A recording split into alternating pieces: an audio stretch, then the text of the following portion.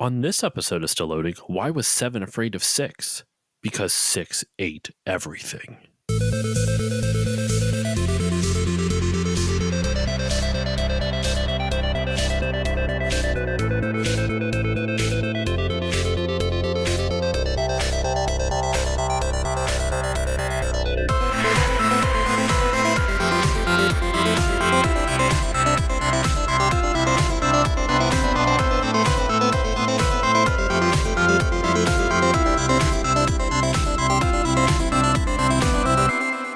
Hello, everyone, and welcome to this new episode of the Still Loading Podcast. I'm your host, Josh Koval, and today on the show, it is Spooktober. It is October, and of course, I have to cover probably my least favorite genre of games because I'm a scaredy boy. We're going to be covering a horror game for once. That's right, something a little bit creepy, a little bit spoopy, more on the creepy side. It's not very spoopy, but today on the show, we're going to be talking about Tarsier Studios game Little Nightmares, the first Little Nightmares game. And joining me, it's been a long time coming, my friend. Joining me today on the show is my good friend and podcast partner in crime, Lukas Eggen. Lukas, how are you doing today? I am doing well. I am so excited to be celebrating spooky season with you.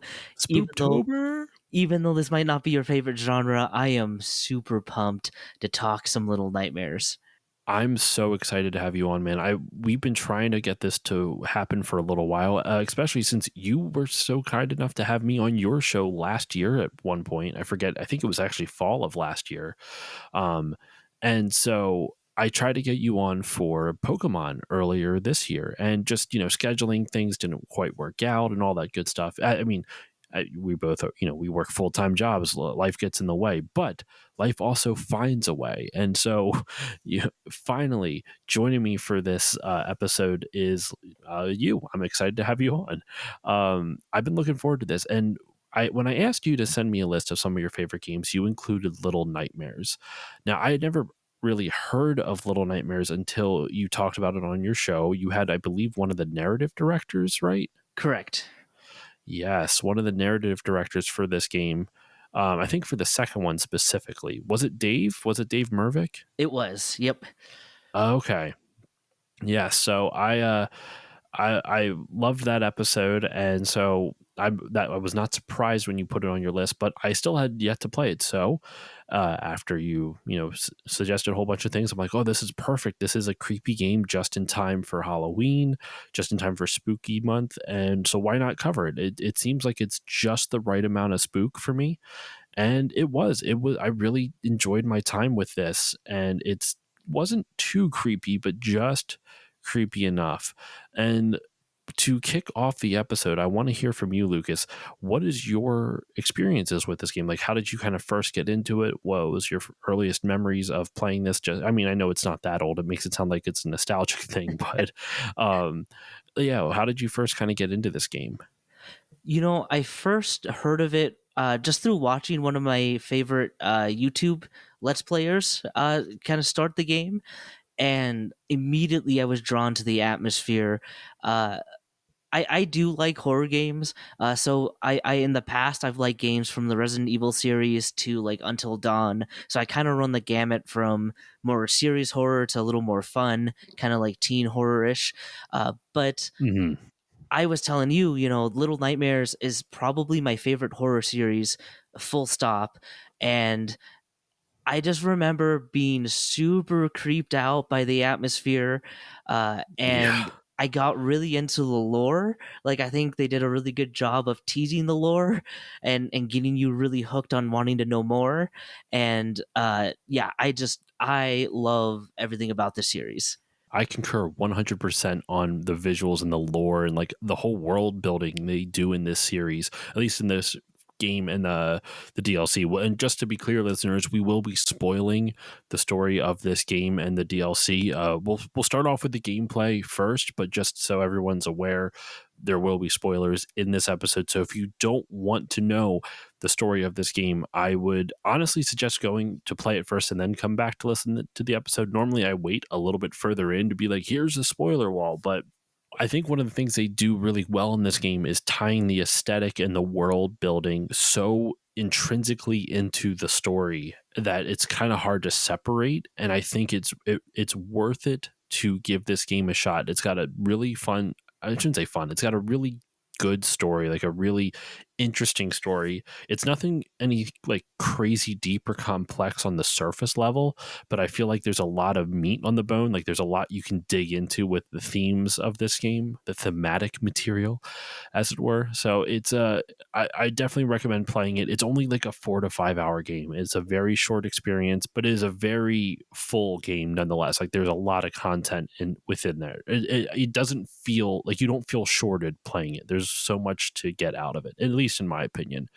Um, so let's dive into this, right?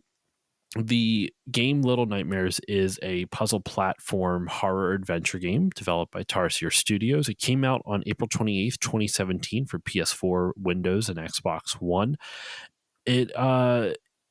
It did get ported to the Switch. It also, you can get it on the Stadia for when that was still a thing. And actually, just this year, it came to Android and iOS, which I was unaware of at the time that we did all this.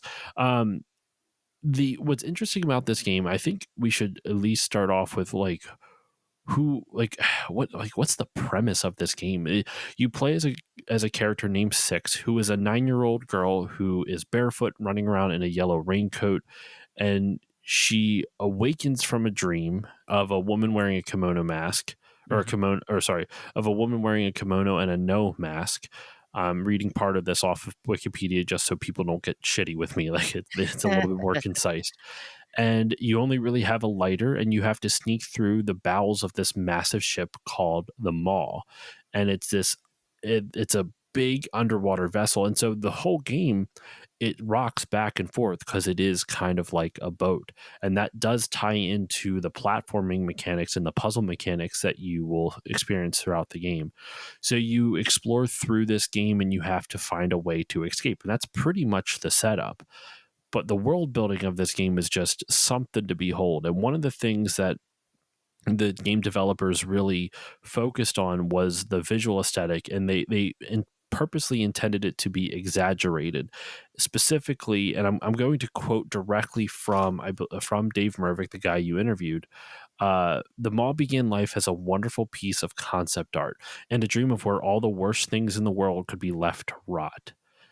What a evocative description of that. Like, what are your thoughts on like just kind of like the mall and the world that's you find Six in?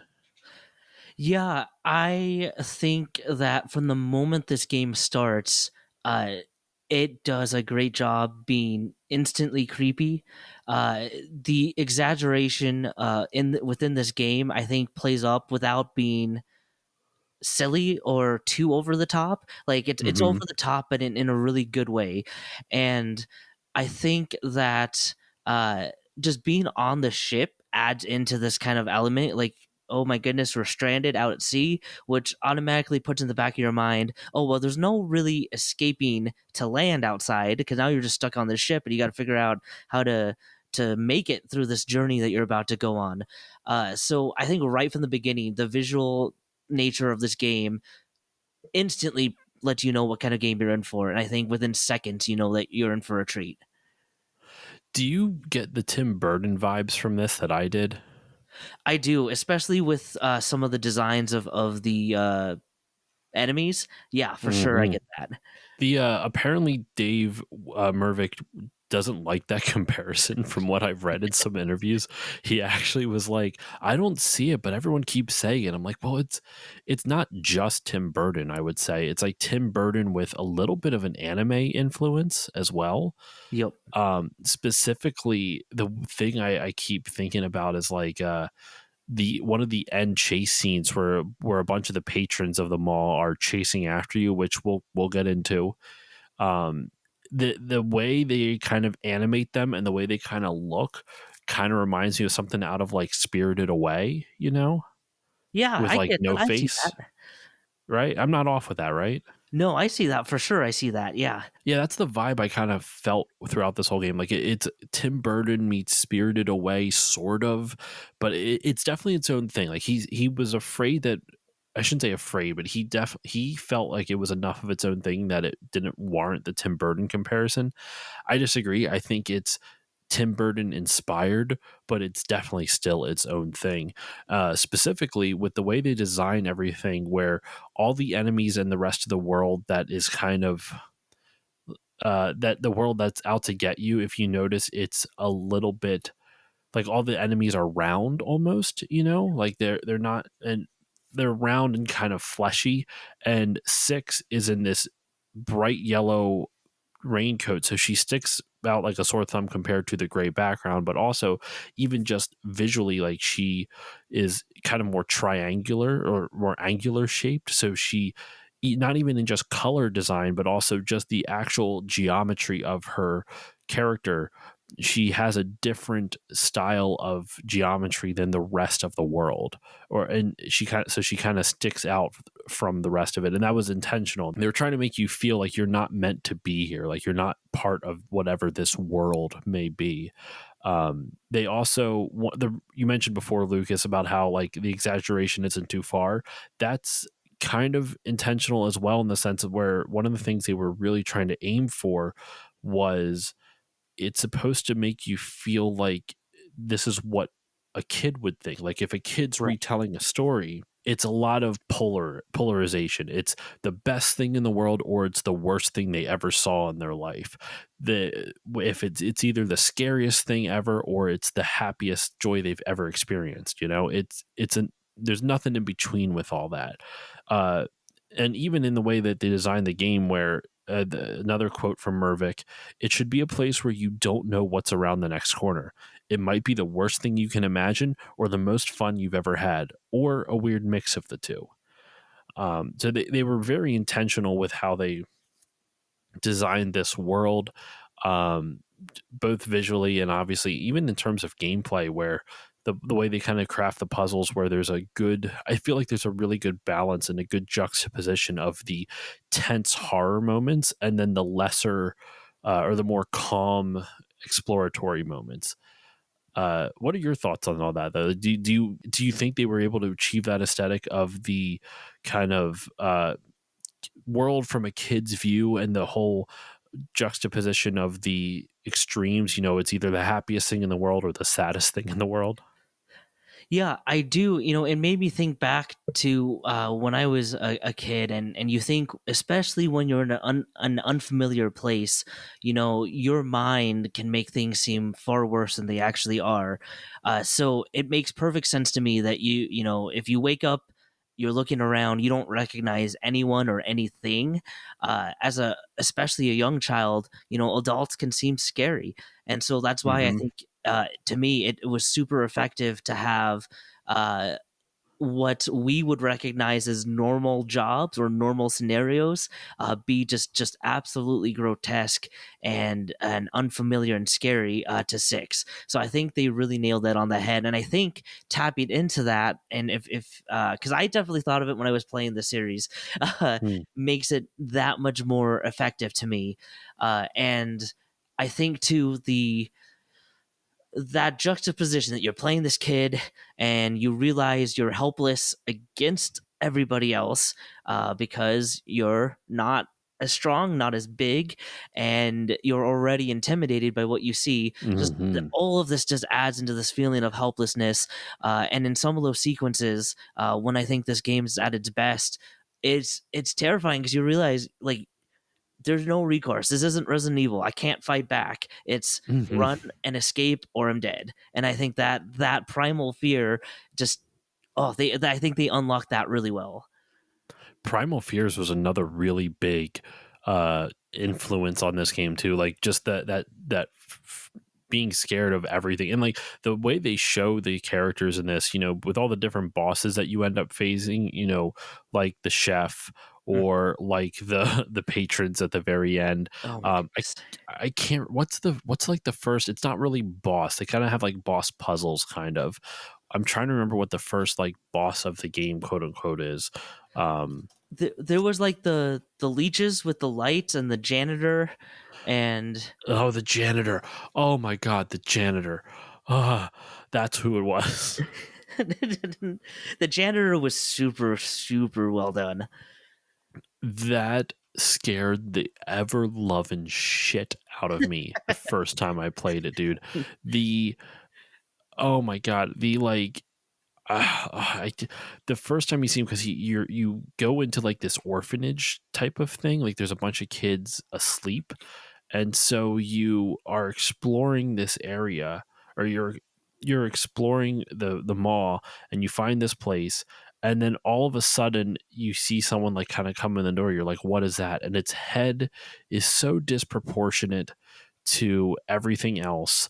Its arms are so unnaturally long. Like it's like six. Oh, it's so creepy. And the fact that he's blind too and wearing like this creepy, almost looks like he's wearing a straight jacket with like a fedora on his head too. It's just horrifying. I can't stand it at all.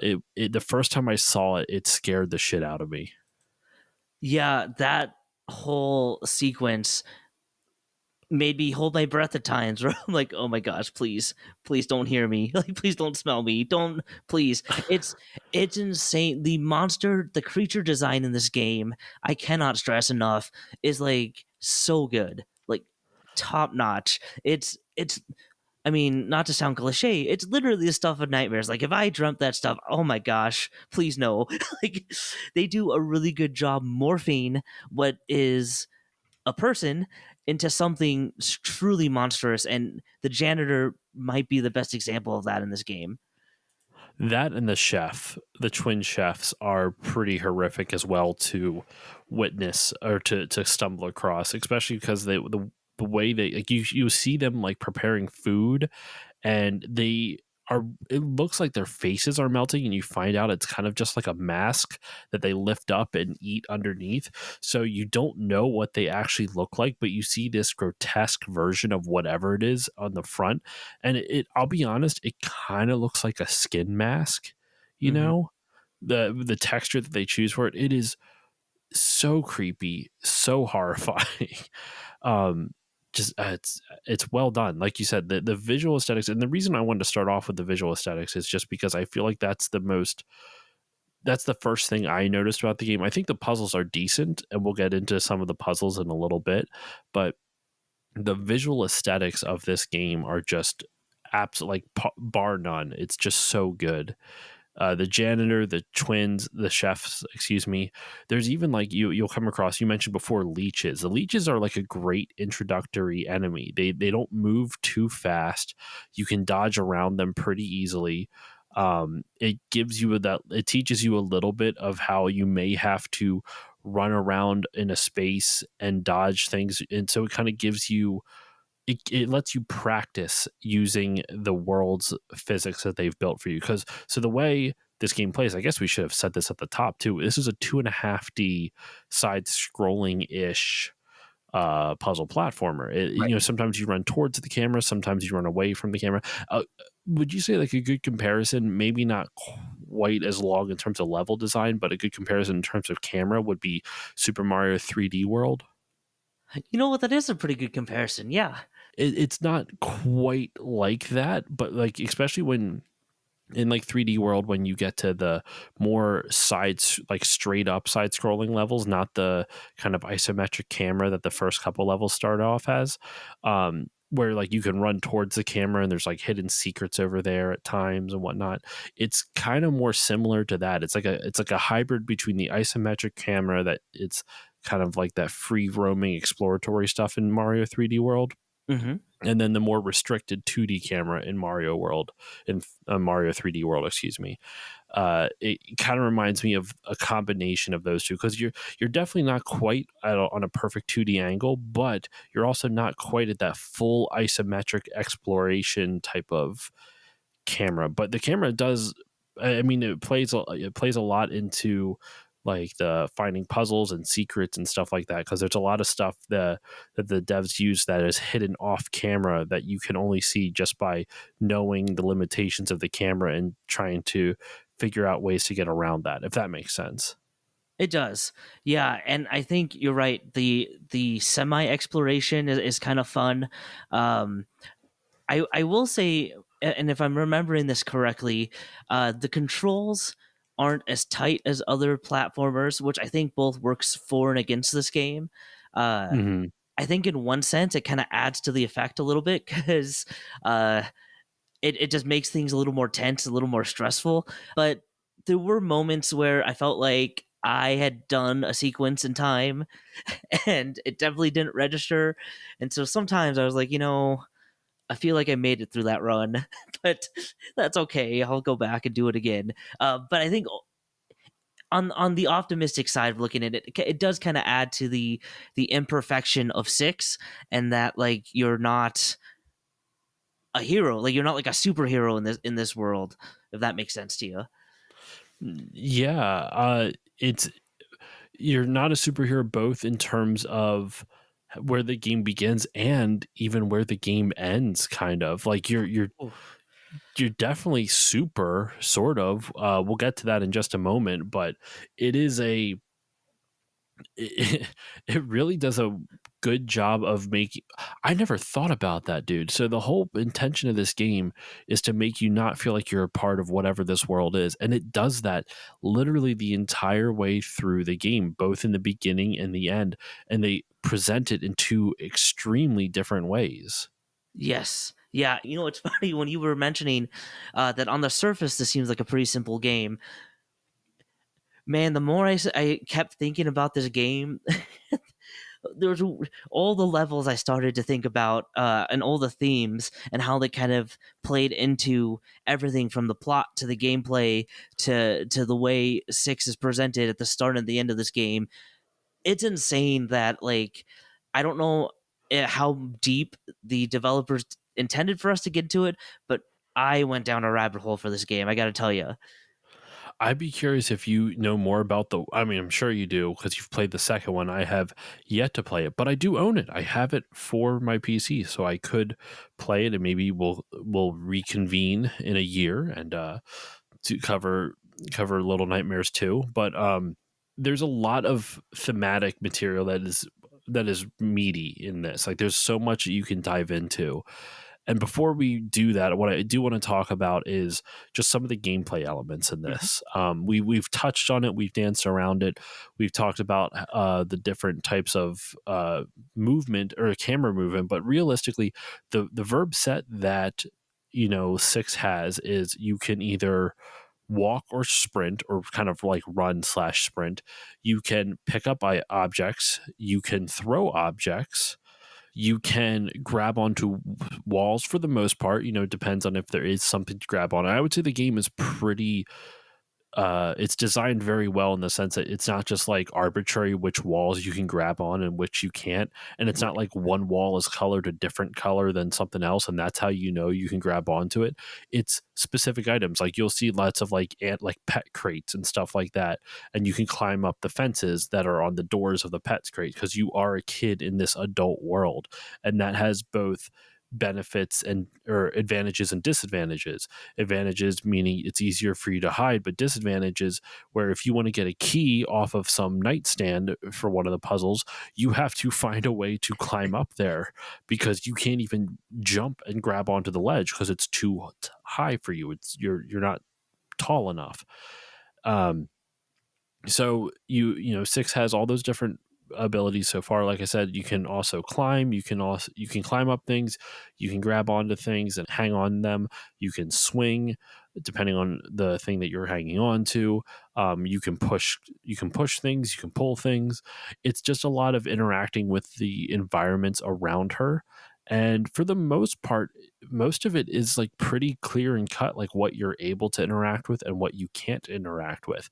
And if you aren't sure what you can and can't, they put you in a situation that makes it pretty obvious what you can and can't do. I would say there was very few times in this game where I got stuck on a puzzle. There were times, but most of the times if I got stuck on a puzzle and I couldn't figure out what I needed to do, after I would look it up, I'd go, damn it, I could have figured that out if I just would have waited a little bit longer. If I just would have thought this way outside the box. Like, all the puzzles felt pretty obvious to me.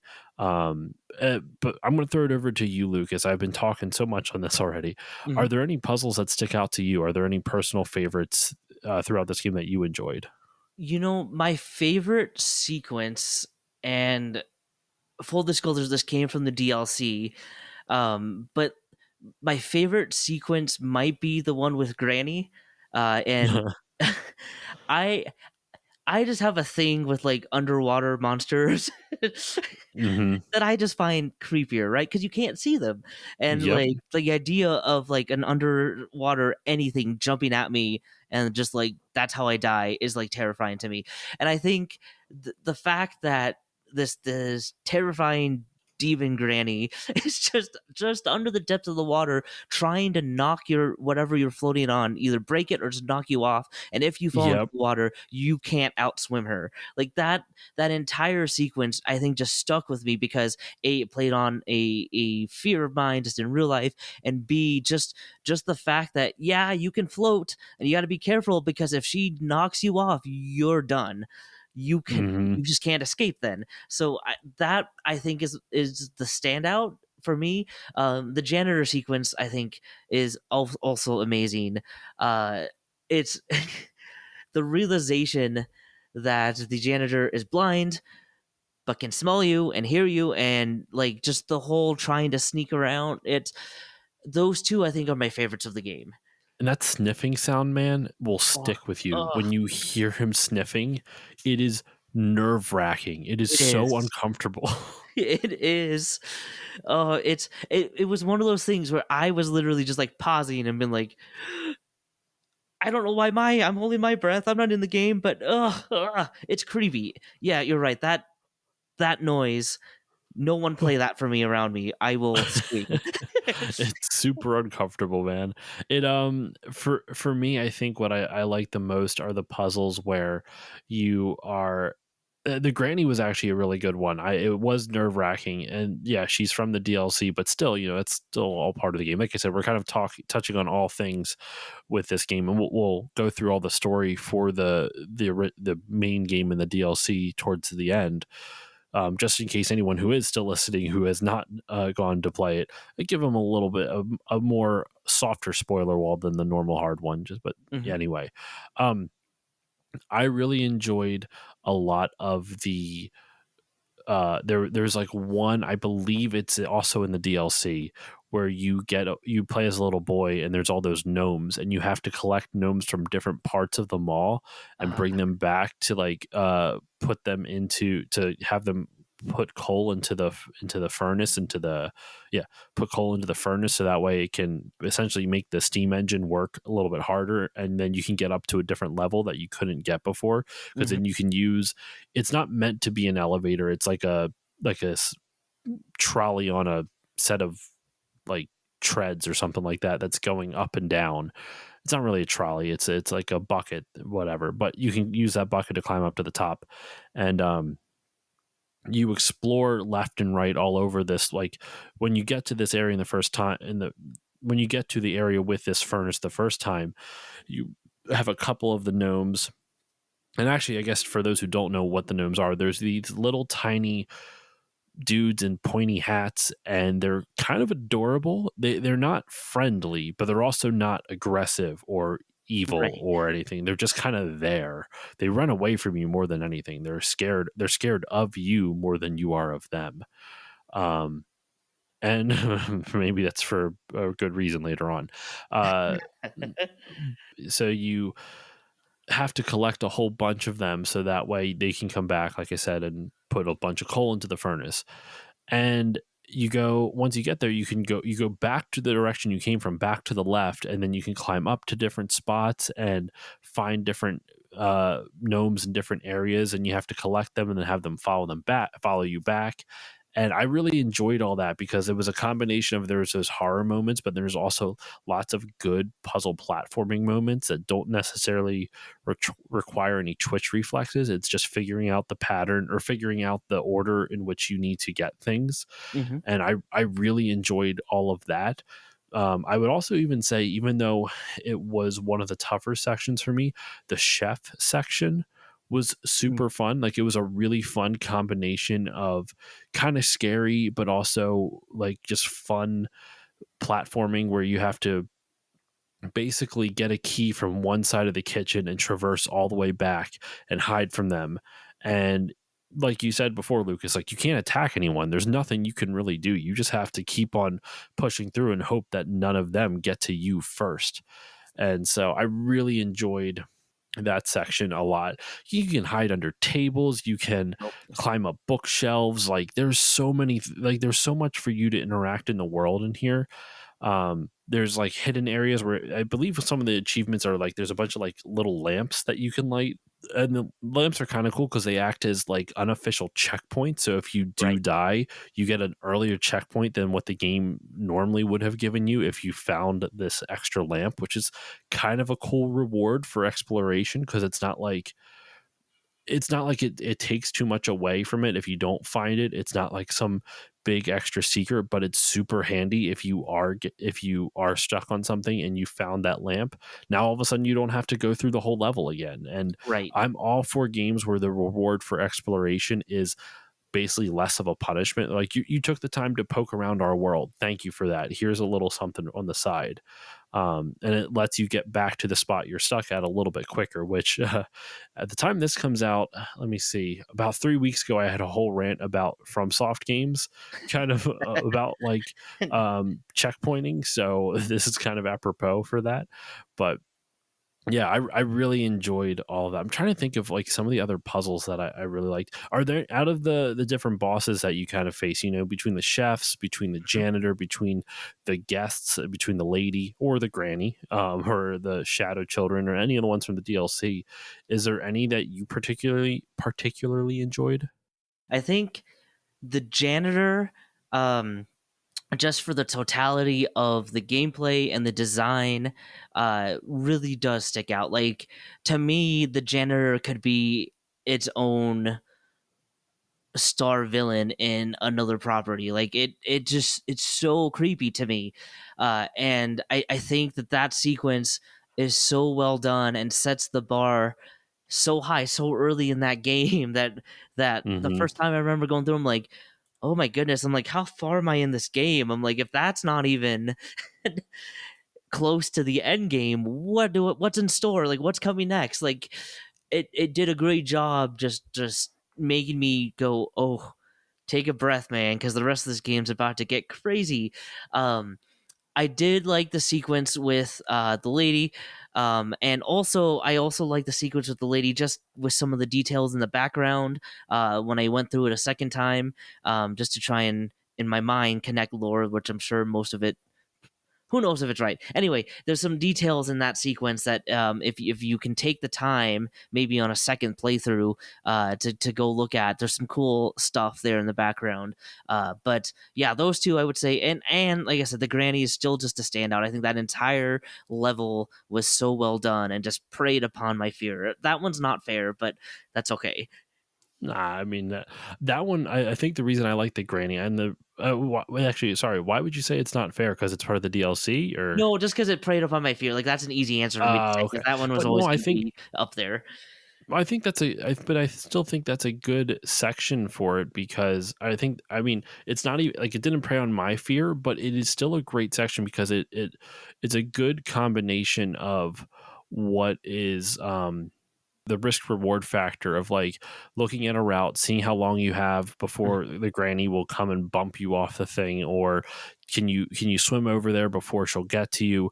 There's also elements of where you have to like throw another piece of meat somewhere on the other Yep. side as a distraction, and then that way it gives you a chance to run over and get to a different area.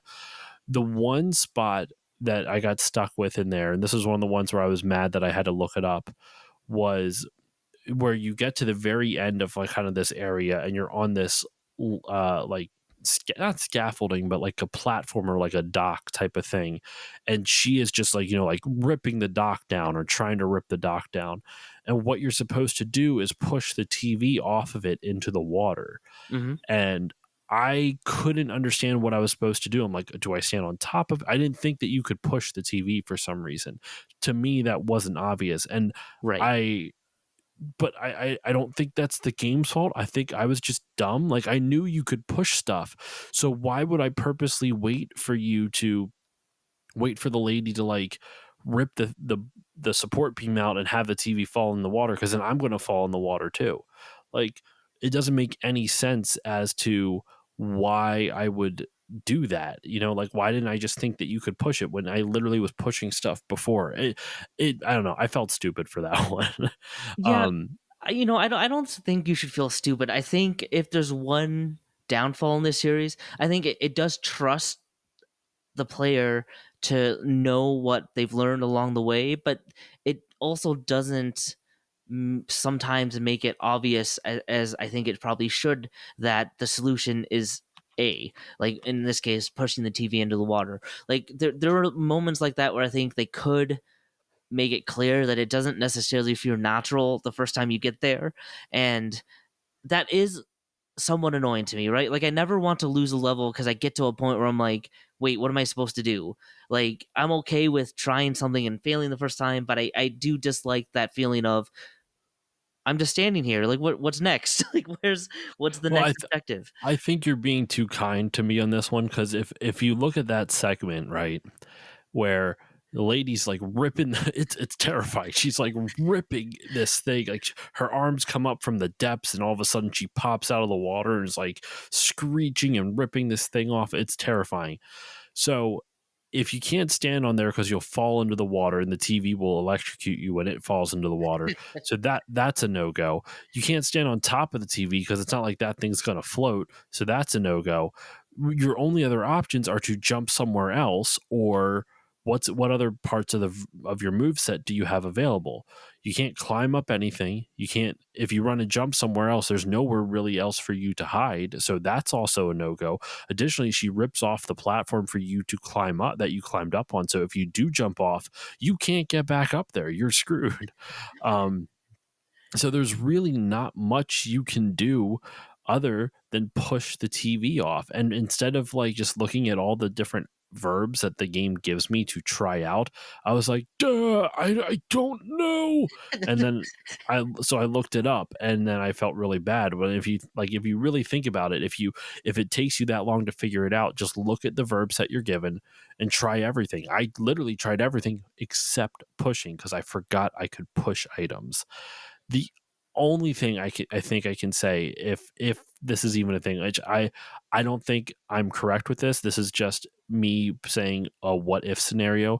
Mhm. If they did not have a lot of puzzles in the DLC where you push something around prior to that, that's the only thing I could think of as like a possible like shot, like a point against them. But I'm pretty sure they did have pushing puzzles before this. So I don't think it I don't think it works. I think it just went right over my head. But I'm not heartbroken about it. I'm just kind of like, man, I wish I could have figured that out on my own.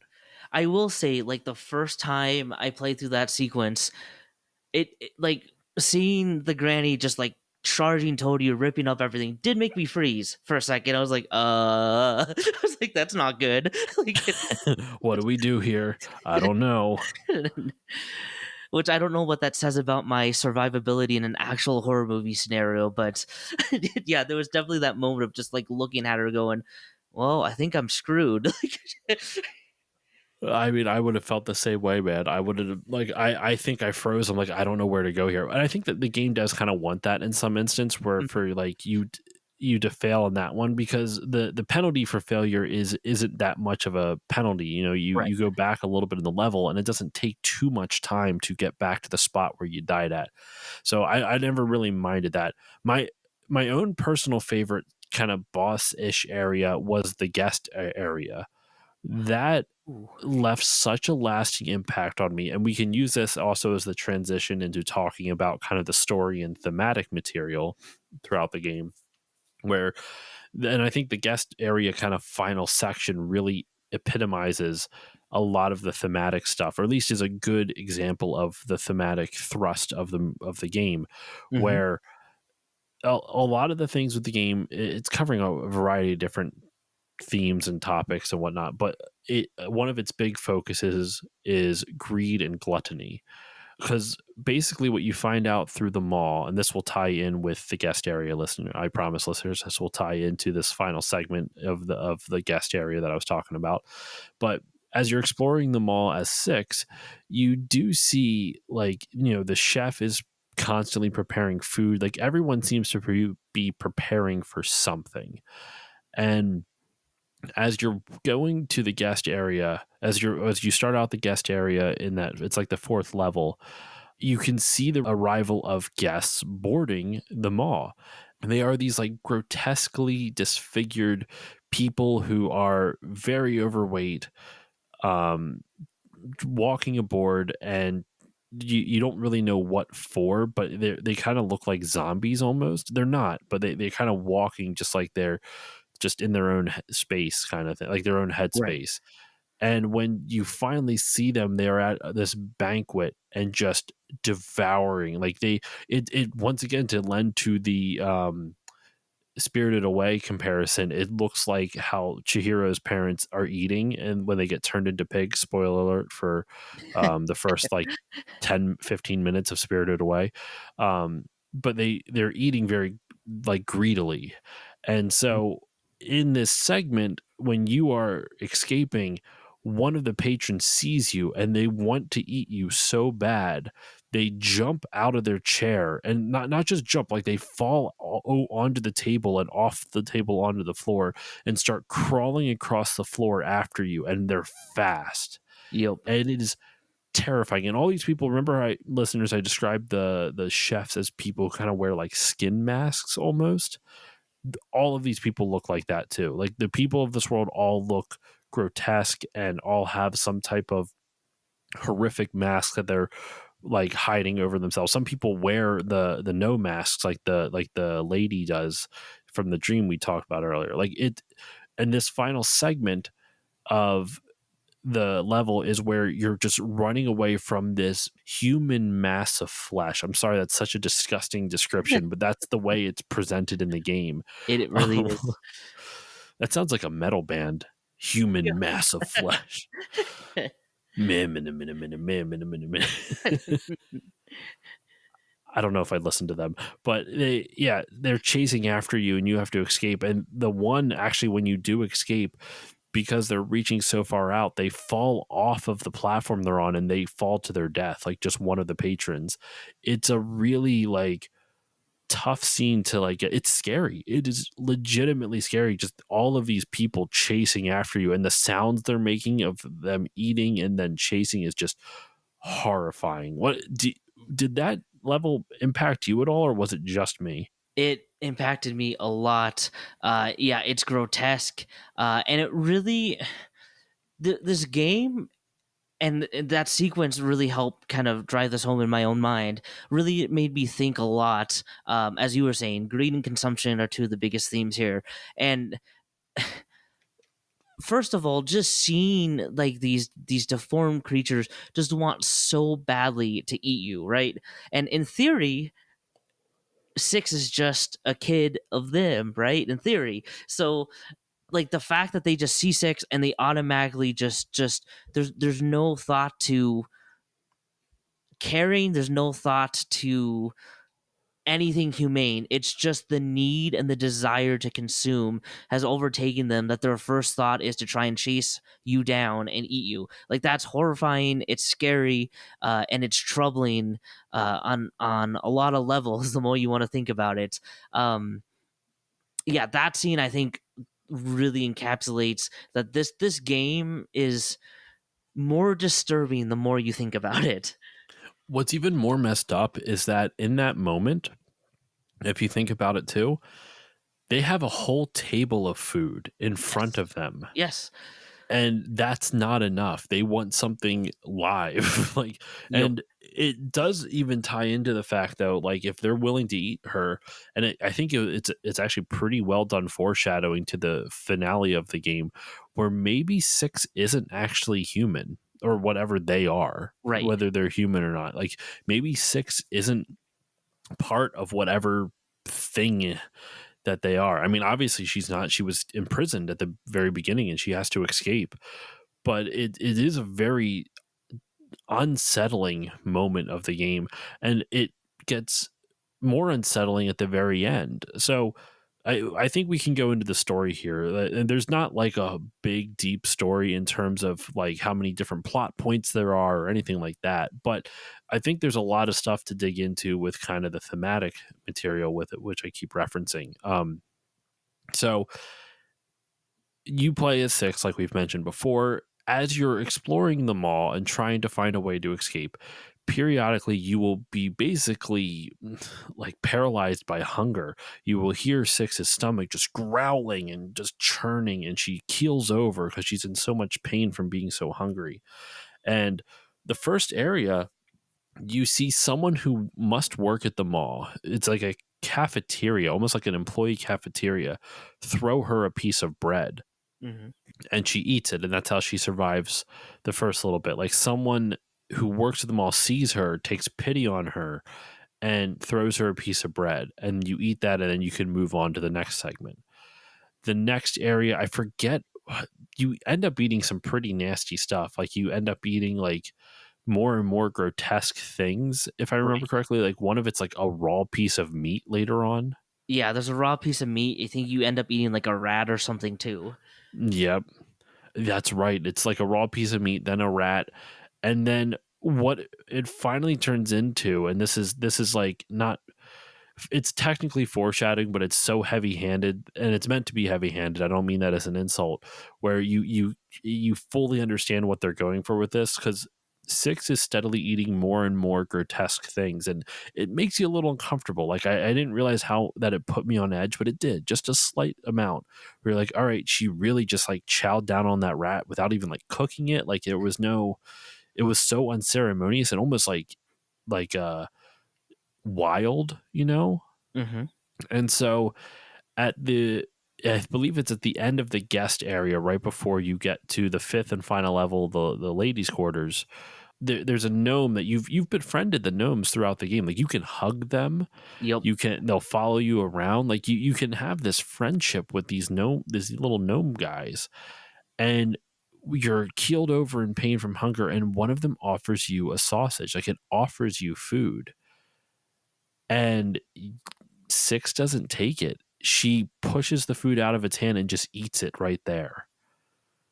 And the game even illustrates like how awful this is by the music they chose for it. Like it's meant to be a horrific moment. Like it's meant to shock you. Like holy shit! Like Yep. why did she do that? Like she would like she's supposed to be the good guy. Why did she eat this poor creature? And then when you finally beat the lady, like you get to the lady's quarters and you defeat her with a mirror pretty much by shooting, like, kind of shooting her own powers back against her using a mirror. Mm-hmm. You Six ends up eating her and gets her powers and walks back out through the guest area and just absorbs the essence of everybody that gets too close to her, and she gets outside the mall, and that's how the game ends. She does escape by literally killing everyone in her path by after eating the lady. Like it is a really jarring way to end the game, and I love that though, because it's kind of playing with the idea of like, is anyone really good? Like Right. like you're supposed to be empathetic to this girl because she was kidnapped and like they were going to eat her. Presumably, it's a theory that they could eat her. Like you don't really, like, the patrons tried to, but was she imprisoned to be cooked later on? You don't really know why she's imprisoned. Right. And then once you see the ending of it, it's like, okay, was she imprisoned to be eaten, or was she imprisoned for everyone else's safety? Yeah, I think that was a brilliant move by them. That, yeah, when you start, Six is obviously the hero, right? She's helpless. She's trying to escape. Look at all these big bad creatures. And the moment she eats the gnome is incredibly uh disturbing. Hmm. And you're right, it makes you sit there and go, I don't know that I feel great right now. Like, like I don't know that like it's good that she's escaping now. Like she's starting to become what we see these other creatures have become. And so like Yeah. this entire time of like, look at these guys, you know, they're gouging, they're these monstrous creatures. Well, we're slowly getting built up to that ourselves, and all of a sudden, by the time you get to the finale and you start eating the lady, you're like, is this just a circle? Like like we're not innocent anymore. Like we're just we're becoming them. And I think that like that that theme, right, of even if you start innocent, this hunger takes over and you just need to consume more and more, to the end when she is walking out of the maw and she's just killing everyone in front of her. You're like, dude, this isn't even like I don't feel good about you leaving the ship anymore. Like What did we just unleash onto the world? right? Like I think we just doomed the rest of this world to die. Like I don't know that this is great. And I think that like subversion of what you think is happening for the first part of that game and making you question like everything now is like what makes this game so great. Because now all of a sudden you're like, am I a bad guy? Like, am I a villain? Like, was this? Hmm. And like you were saying, were we being kept to be eaten or were we being kept to stop us from escaping? And like that thought, that debate is just enough to make you go, oh no. like like could we in our own twisted mind, because you know, as they say, villains are the heroes of their own story. So Yeah. in Six's twisted mind, is she just projecting that all of these people are just evil when she's really the one that's evil and it had this hunger that was waiting to be awakened that was never going to be satisfied? I also, I mean, there's so many thoughts about this now where it's like, I didn't think about the whole she became one of them. I feel like that's pretty obvious. Like you said, like she just started eating, but I also wonder if this is, did she become that way because of the environment she was brought up in? You know, like all she knew, like from the moment she was there, everyone was trying to eat her. So she started eating everyone else because that she's like, well, if that's what I'm supposed to do, then I'm just going to eat them first, type of thing. Um, is like that a little nightmare type of thing, you know, like you kind of become your own worst enemy type of thing? Or uh I mentioned at the beginning, you know, she doesn't fit in. That's a very Right. intentional thing where visually she's not supposed to fit in with the world. But and now at the beginning, obviously she doesn't fit in. She's being hunted just for existing. Like she's being imprisoned just for existing. And at the end of it, she um ends up still not being part of the world because now she is the one taking, like, getting rid of everyone. She kills the lady, she starts dispatching the patrons, the guests, and she's still not a part of their world because now she's almost above it by the end of the game. Like she's gained the lady's powers and she's just trying to escape. And I think if she would have gotten those powers and like took everyone out, it would have it you wouldn't have had this ominous feeling if it wasn't for the fact of how she got them, and not even just necessarily eating the lady. I think the eating her would have been is already bad enough, but the fact that there's almost like some villainous intent behind it, the fact that she killed and ate the gnome for no reason when there was other Right. food just there, also tying in with the fact that what the other people were trying to do to her literally just seconds, like moments prior, where they had food in front of them and they still went with the more violent approach. Like it's such a, I don't know. I love the kind of twist this game plays on you. It really makes you think. Like I guess it is a little cliche to have games talk about like, oh, there's good and bad to everyone, but I feel like this game does it in such an interesting way. And on top of that, the aesthetic of the world they've built, it makes you want to know more about every single thing. Like what like why does the mall even exist for these people? Like what world are does six exist in where this is just something normal that a bunch of gluttonous greedy people can show up and just stuff their faces on this like in unknown waters giant ship type of thing, which does submerge like we mentioned before, because I believe at the end of the game you see six on an island, and it's Mhm. because the mall literally will submerge underwater until it's time for guests to enter or leave or whatever they need stuff, or you know, supplies and whatnot. I'm so curious for the second game, man. Like I loved exploring this game on the, you know, just figuring out the world around it. Now For you, you said you noticed some of the world building that they did with these levels and whatnot. Is there anything that particularly stuck out to you before we get to talk about the story of the DLC? Yeah, so there's a lot of fan theories out there, which of course will never probably be confirmed one way or the other. But that has not stopped me from diving into this. So in the ladies section there, and I forget where you can see it, but somewhere in the background you can see a picture of five very similar looking ladies.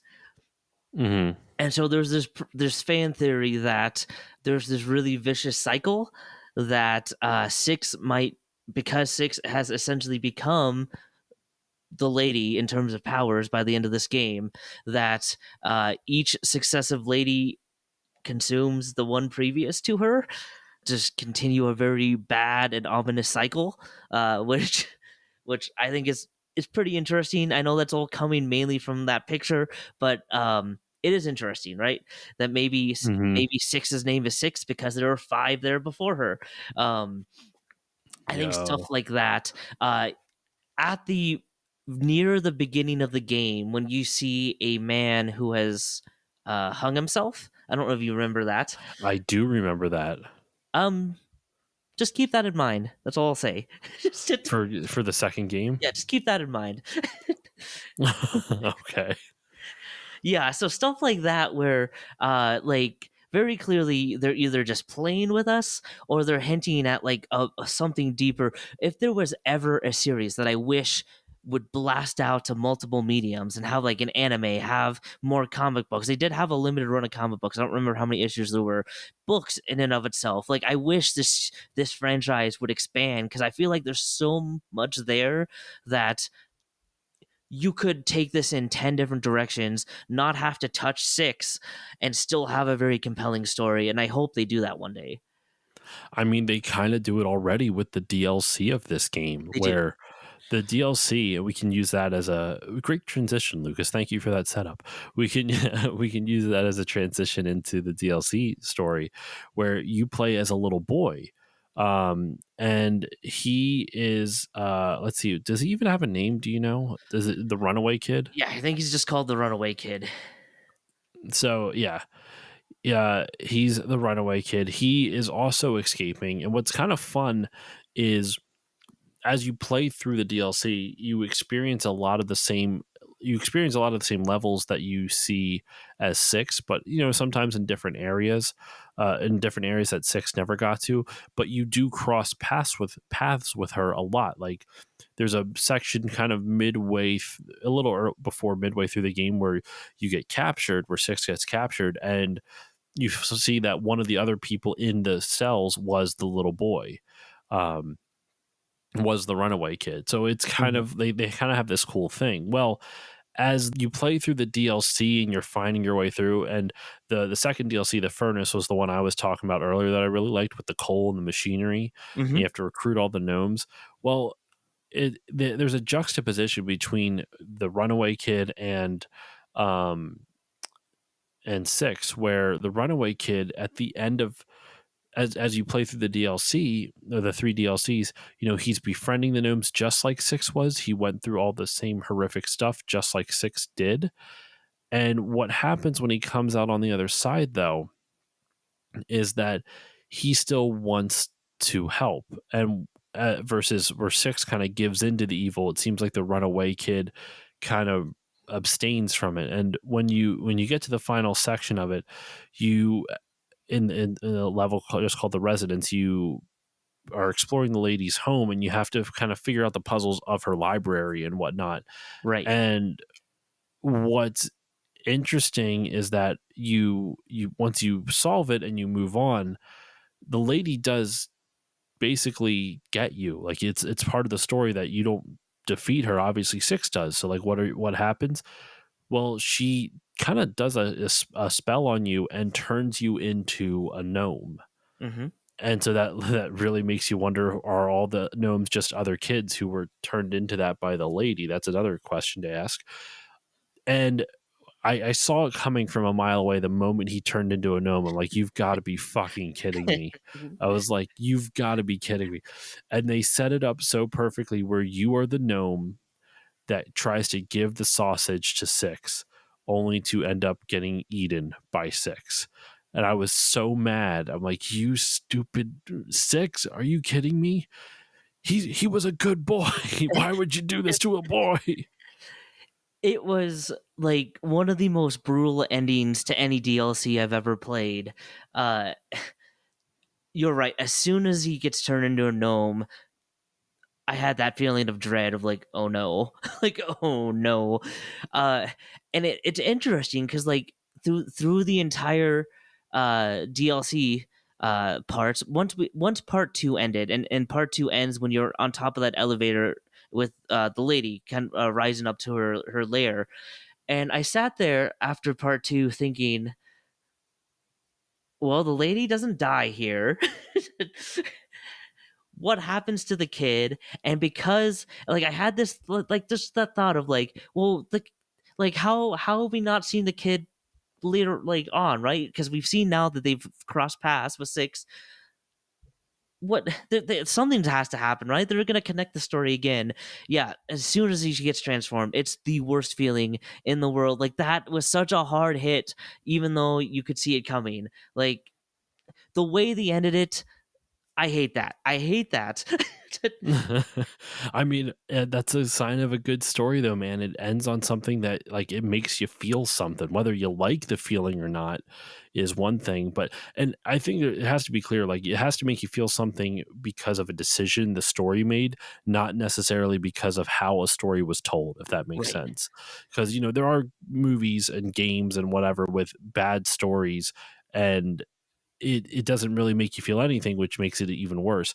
But there are some games where like they'll set up a story and then completely ruin the end of it, and not because of a choice they made, just because they decided to make no choice or something like that. This game makes a fucking choice. They really make a strong choice in both the original and in the DLC for this first game, where both are kind of sad endings and ominous endings for different reasons. Like the DLC sets up Six's ultimate like conversion into whatever the hell she is next. Hmm. I can't wait to play the second one, man. I don't know if does Six appear in the second game. Like, is she a major part of it? Um, I'll take that as a maybe, like a little bit of both. I'll let you discover that. Okay, okay, because I I could see it both ways. Because the picture on the stills for it is not her. Like it doesn't seem she does not seem to be the main character of Little Nightmares 2. But that doesn't mean she's not in it. I'm very curious about that. Yeah, and this DLC, like it does make you hate Six more, right? Because you're like Yeah. you, uh, and it also made me think too, because you're right. The implication is that these gnomes are kids who didn't escape. And I don't know if you noticed this in the furnace section, but if you look close enough to like the gnomes' shadows, they're more reminiscent of kids than they are gnomes. I don't know if you've noticed that. Um, if not, go back and look. It's kind of a cool little detail. But it also makes you think, okay, well, Six, the moment she decided to eat the gnome, is now eating on the innocent people. Like she's not like it's not she's not taking out the bad guys. It's somebody there that is was just a kid. In theory like her, and she just took her out, so like that puts her decision even to even worse context, because now she's making the choice not to eat an alternative right in front of her, but she's eating a kid, which makes and you think, oh god, she really is just like the bad guys. Like there's Hmm. now she's super in their league. Like now there's not as much ambiguity in my mind. Now she's choosing to eat innocent kids. Now she's not choosing to eat the sausage that was available to her. Now she's raising to a level of, yeah, I'm not confused anymore. I just think you're kind of a bad person now, and you're giving into this hunger that Hmm. the game seems to be implying might be in all of us, despite our best efforts to deny it. See, I interpreted it more. I agree with that interpretation of six. I would interpret the world more as this is what happens when you are. It could be a product of like your environment. You know, like a lot of times there everyone everyone is going to be predisposed to certain proclivities. It's your personality. Like some people are naturally have more anger than others. You know what I mean? Like it's stuff like that. But a lot of times your environment, the environment you're raised in, help not dictate but address issues. So for example, like this isn't a one-to-one, and I'm not trying to compare what you see in Little Nightmares with mental health stuff, but like I Mhm. have a friend of mine who is going to school for psychology, and she talks about how you can be born with like having being bipolar or depression, or like stuff that you can't control. You are genetically predisposed to either having depression or anxiety or a number of other things, but the way you are raised can really help either lessen that or not even present at all sometimes. um she went into a couple specific examples, but like to me this game really shows that the environment that you are either brought up in or thrust, or the environment that is thrust upon you, can really dictate how you react and what type of it can change you more than you expect. And I think this game, I don't know if that's the intention, but that's what I got out of it, where six was this sweet character, like hugging gnomes. Like you could hug Mhm. gnomes. That was a mechanic in the game. So it was something that was built into the idea of like what six is, or who six is at their core. And this world kind of um basically took the inner demons that she was born with, and instead of trying to help her work through them, it just allowed them to fester. And I think that's kind of how I interpreted it a little bit, where everyone can have those dark parts of themselves, but if you are in an environment that allows you to acknowledge them and then not let them control you, like the parts that you want to work on, then it makes it a lot easier to, maybe not saying it's a guaranteed, but maybe they won't control you when as you get older, you know? Yeah, no, and that's really fascinating. And incredibly valid. Yeah, for sure, I can see that. Which, by the way, I think is one of the great things about this game. Deceptively simple on the surface that leads to some pretty interesting discussions and thoughts once you start digging deeper. I have a question for you then, because the Okay. the hunger that Six experiences shows up fairly early in the game, right? Mhm. And like you start to you get the audio representation, and when she eats you start to see like the little shadow version of herself. Do you have any interpretations of that? I don't even remember the shadow version of herself showing up during that. It's like brief, it's like for a couple seconds. And Hmm. um anyway, like my I guess my bigger question is, because the hunger shows up so early, right, and it's paralyzing to her, debilitating. What do you interpret that as then? Like, I take that as like the game saying, "Hey, that hunger exists in everyone in this world, but Yes. the choice then becomes how do you react, or how do you choose to alleviate that?" Well, and yeah, so I agree with that.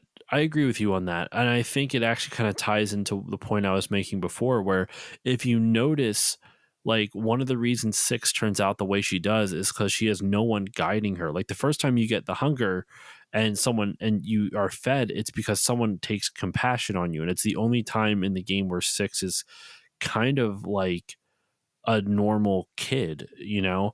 But when the next time she gets that hunger and there's no one to help guide her, she just eats raw meat, and then it happens again and she eats a rat, and then it happens again and she just she'll do anything to get rid of that hunger instead of having someone guide her. I wonder if this is, now that I'm a parent, I wonder if this is my, you know, parent mind coming out, where it's like, when you're a parent, you want to model the behavior that you want to see in your kids. Kids naturally have that inclination to, test boundaries and to, say mean things, and to, like, they don't have any impulse control and all that other stuff. And you have to show them that. You have to teach them. Like, here's something wild I didn't know before I became a parent. Babies don't fucking understand that when you're tired, they need to sleep. I thought that would be something natural. Like, I figured, just like, oh, when you're tired, you just go to sleep. I didn't think that is like a learned behavior. I figured that would just, you just do that because, I understand everything else would be a learned behavior, saying, use kind words and don't hit and all that other stuff because kids are kids. But like sleep, to me, that's like a universal, you're tired, you go to sleep, but you have to show them. And in this, like, Six doesn't have anyone to show her. Like, and since they're also trying to embody the world of a kid, like, this is a kid who's growing up in a world where no one cares about her except for the one person who throws her a piece of bread.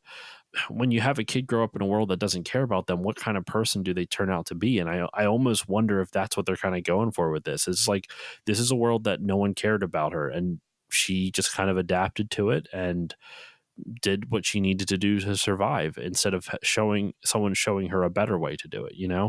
So I think that Shadow is, you're right on in the sense that it is the darkness within all of us, as cheesy as that sounds, in a very Kingdom Hearts way, the darkness in all of our hearts. But I think where this game shines is the fact that it really shows how, like, your environment can affect you in a lot more ways than you would ever expect, especially the environment growing up as a kid. Like, the environment you grew up in during those formative years is super important. And I don't think that's this game's intention, but I Mhm. feel like the parent in me, that's what I got out of it.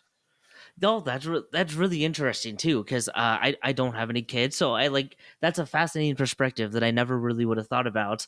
So I love that. At the What end, so did you get after out of it? what was that? What did you get out of it? You asked me what I got out of the Shadow and that hunger. What did you get out of it?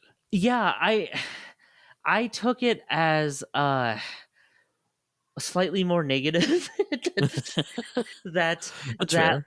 that like humans as a species, we just like to consume too much, and it's really hard to stop once you start letting go even a little bit, because then you start wanting more in a lot of different areas of life, whether it's food, whether it's money, whether it's things, and that like that this insatiable desire to that if I only had like one more thing, then I'd be good. And then you get that thing, and I just need that one extra thing, that it kind of like gets you into this like spiral where you lose sight of, I don't want to be dramatic, but you lose sight of what makes us like humans, and you start focusing on the pursuit of whatever that you're hungering for. And I think that I took Six's journey as, man, that starts young, and maybe it's society, like you were saying, that it's what you're Hmm. being raised in, but that once it takes over, uh once the cat's out of the bag, you can't get it back in. Yeah. I don't know. This game got to me, man, in ways I was not expecting. It's interesting, right? Because I remember thinking after this game, how did I view six? And it's complicated, right? It's Yeah. it's like she's still technically the hero of her story? Question mark. But yeah, you also don't feel great. But I would imagine, especially given the extra perspective that you were saying, it's a little bit of a tragic story too.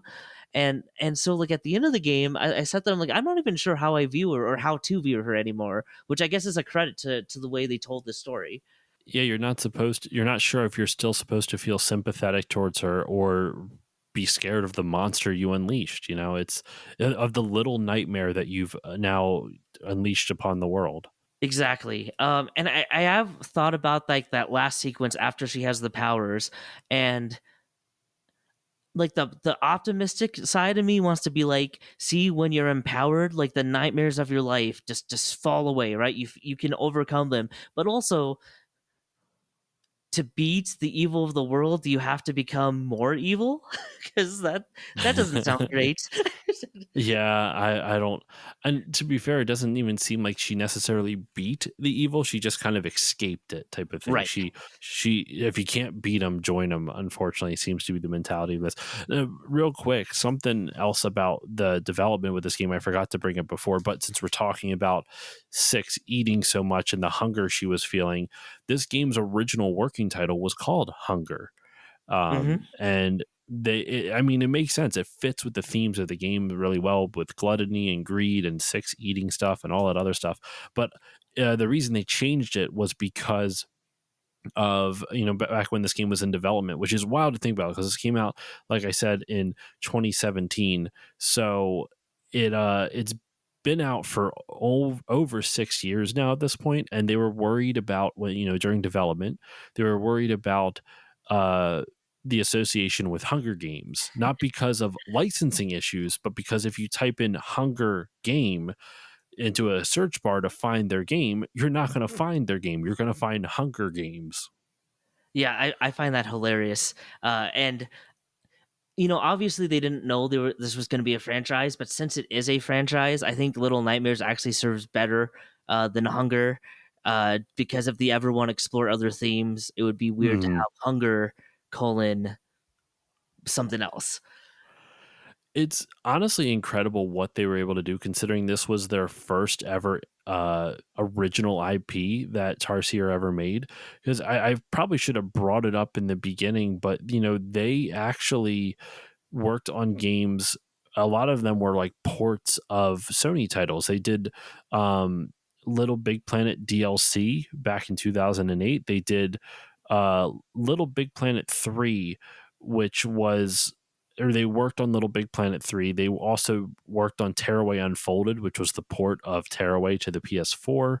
Hmm. Um, they they did stuff for they did a lot of Little Big Planet stuff, the Vita version DLC for 1, 2, and all that other stuff. They also made a game which I had never heard of, and it looks like it was a port as well.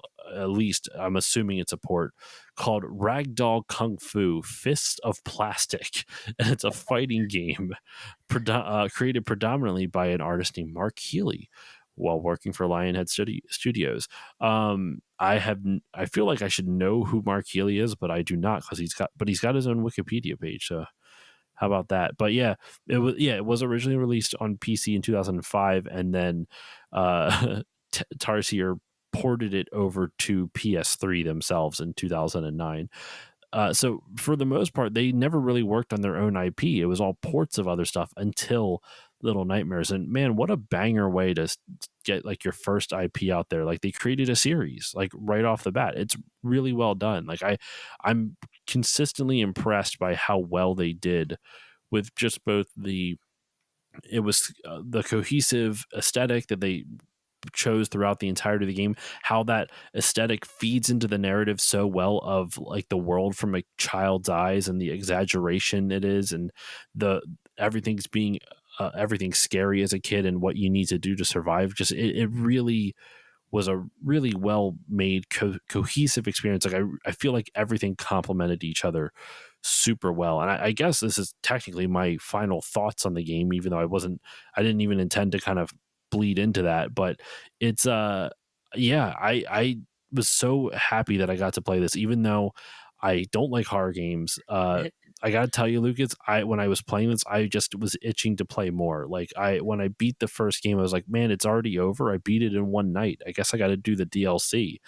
And then I beat the DLC the very next day, because it's also pretty short. Like, in total, between the DLC and the main game, I spent maybe about, like, what, 8 hours or so.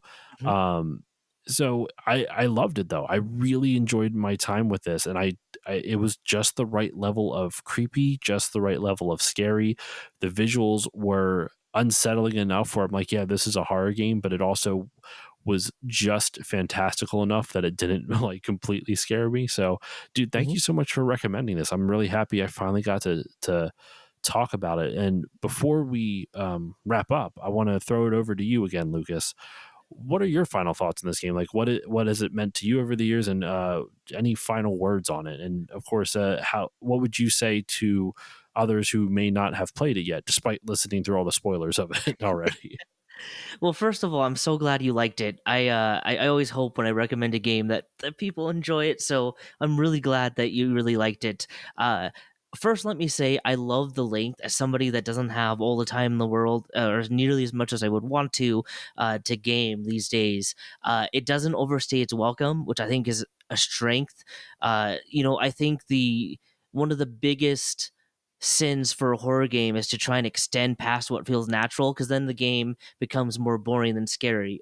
And I think they did a really good job of being tight to what they wanted to tell and sticking to that length and saying, when we told the story, we're done. And I think that works to its credit. Uh, as I said at the top of the show, this is probably my favorite horror franchise right now. I think for anybody who hasn't played this series, it's amazing. It's addicting. It's the story will draw you in, and it's gonna draw you in deeper than you think it's gonna draw you in. And it's a series that I think shows that you don't need the big giant AAA set pieces to make an effective game. This game will affect you, and I think for some people it will affect you a surprisingly large amount.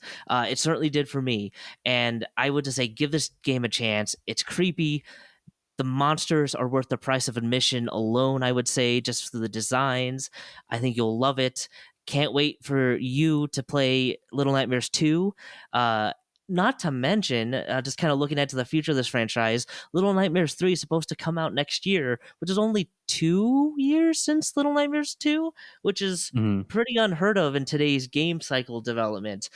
So this series hopefully is not going anywhere. Give this a try. It's a perfect spooky season game. It really is. In fact, it's funny. Family friends of my wife and I, we were at a birthday party for their kid, and I mentioned I was playing it for the show, and they're like, "Oh, what kind of game is it?" I'm like, "Oh, it's kind of a horror game. Like if you're like kind of Tim Burton vibes, that kind of thing." And they're like, "Oh, we do like Tim Burton vibes." I'm like, "You should give it a shot. It's worth checking out." So I should ask them if they played it, because they had like a they were going to play they were going to play it on like an anniversary weekend, because their kid was gonna, their one of their parents is going to watch their kid for the weekend, so they were actually going to have time away and time to be themselves instead of just being a parent. So I was like, you should play it then. It's a short 5 hour game. You could beat it in a weekend pretty easily. I would suggest doing it. So I have no idea if they did. I should follow up with them next time I see them. For But sure. And if yeah, they haven't, push them into it. I know, right? I'm like, why haven't you done this yet? Come on now.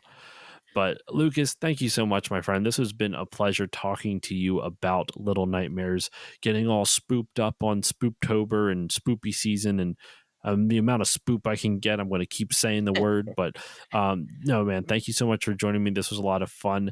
As per usual, I guess, where can the good people find you online, and is there anything you'd like to promote? You can find me on social media. I'm at Lukas Eggen on Twitter or X or whatever we want to It's call it these Twitter. I days. refuse to call it It's the still other thing. Twitter.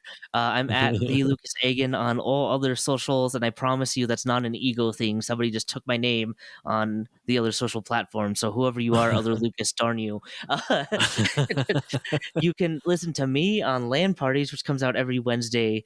And I will just throw this out here on October 29th. You can catch me on the History Channel on the Toys That Built America, talking about video game visionaries, specifically Nintendo and Pokemon, which probably isn't a surprise for people who know me. I mean, you're going to be on the episode for Pokemon Gen 1, which whenever I do Gen 2, I will have to have you back on for that to cover it. But yeah, no, man, thank you so much for joining me. And I realize now, like, I mean, I'm glad you were able to shout out LAN parties, because I realized at the top of the episode, I never said that you were what podcast you were from. I just said my good friend Lucas. I'm like, I guess people should have known that you're from LAN parties, but I'll make sure to include a link to LAN parties in the show notes and all that good stuff, and of course your own personal socials and whatnot. So, Well, um, being your but- friend's more important anyway. So that's what oh we my needed to get goodness. out.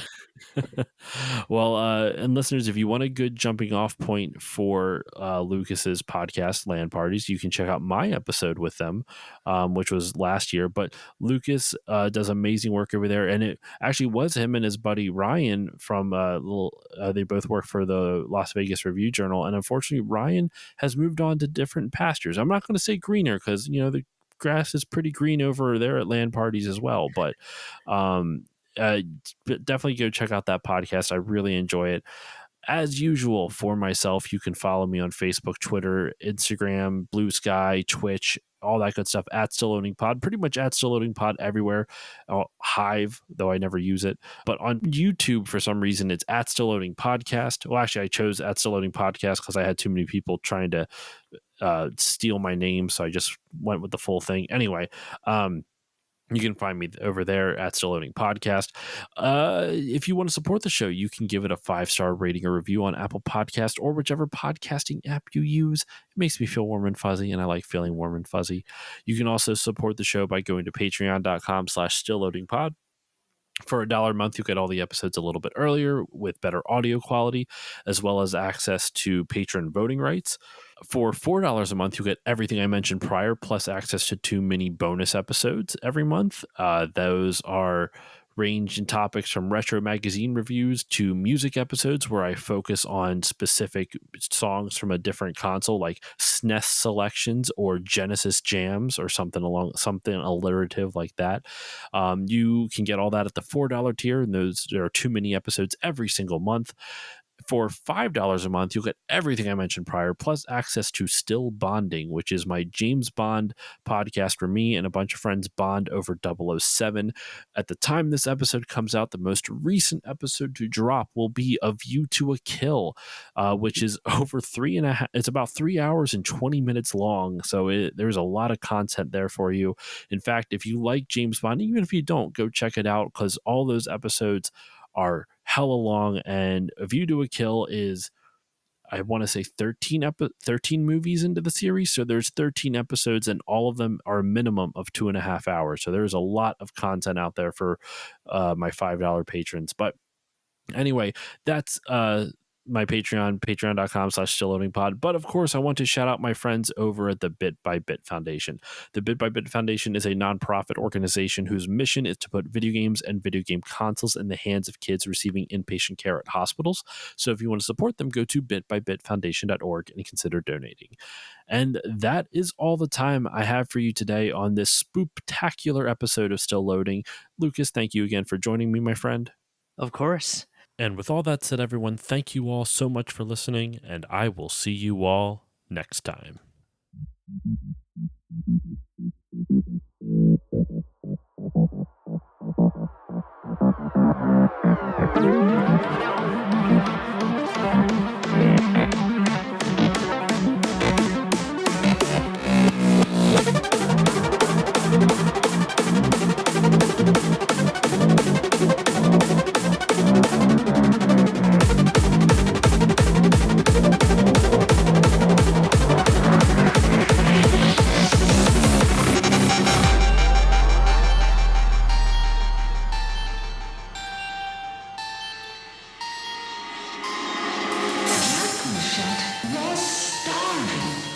So he ordered his combo chefs to make